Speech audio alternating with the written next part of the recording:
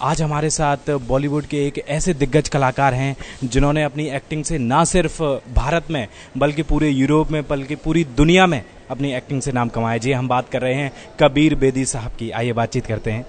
बेदी साहब, परसों से इफ़ी स्टार्ट हुआ है और इस बार government of India information broadcasting ministry chai and chat का ये जो नया प्रोग्राम स्टार्ट किया है, कितना इफेक्टिव होने वाला है?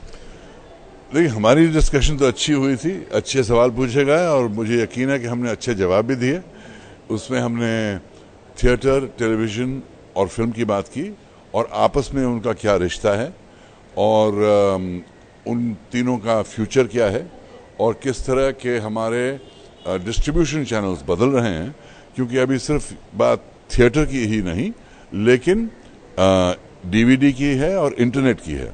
और मैं मानता हूं कि जिस तरह से हमारी सरकार हर गांव को ब्रॉडबैंड टेलीविजन देने वाली है अगले 2-3 साल में, उसके साथ आप इमेजिन नहीं कर सकते कितना बड़ा उसका असर होगा, क्योंकि हर स्टूडेंट का जो कंप्यूटर है वो एक सिनेमा स्क्रीन बन सकता है। और अगर हम ऐसे सिस्टम बनाएं जहां की जो पिक्चरें उस पर दिखती हैं उसके लिए कुछ पैसा फिल्म मेकर्स को मिले, तो भला सबका है, दर्शकों का और बनाने वालों का। आपने थिएटर की बात की। पहले जो थिएटर आर्टिस्ट थे और आज भी हैं, तो उनमें एक सादगी होती, एक ठहराव होता था, लेकिन आज वो चीज़ें कहीं ना कहीं मिसिंग सी लगती हैं, तो इस पर क्या कहेंगे? देखिए, रियर व्यू मिरर में देखें तो चीज़ें हमेशा अच्छी लगती हैं। हमारे ज़माने में भी बहुत बुरी पिक्चरें बनती थीं, लेकिन आपको सिर्फ अच्छी पिक्चरें याद रहती हैं। आजकल भी जो भी बुरी पिक्चरें हम बना रहे हैं वो सब लोग भूल जाएंगे, सिर्फ अच्छी पिक्चरें। तो साल में 20-25 अच्छी फिल्में बन जाएं बहुत है। और वो तो है, लेकिन मैं मानता हूं कि the golden age of Indian cinema is just beginning. कल मेरी ओमपुरी साहब से बात हो रही थी। 2012 इसमें भारतीय सिनेमा 100 साल पूरे किए हैं, तो उसको हम मना रहे हैं। पहले की जो फिल्में थी उसमें एक स्क्रिप्ट होती थी, सादगी होती थी। अब वो कह रहे कि अब जो फिल्में आ रही हैं वो एक बिजनेस बन गया है, तो इस पर क्या कहें? देखिए, सबसे पहले बात यह है कि 100 ईयर्स ऑफ इंडियन सिनेमा 2013 में कंप्लीट होता है। दूसरी बात यह है कि आप बूढ़ों की तरह बात मत कीजिए।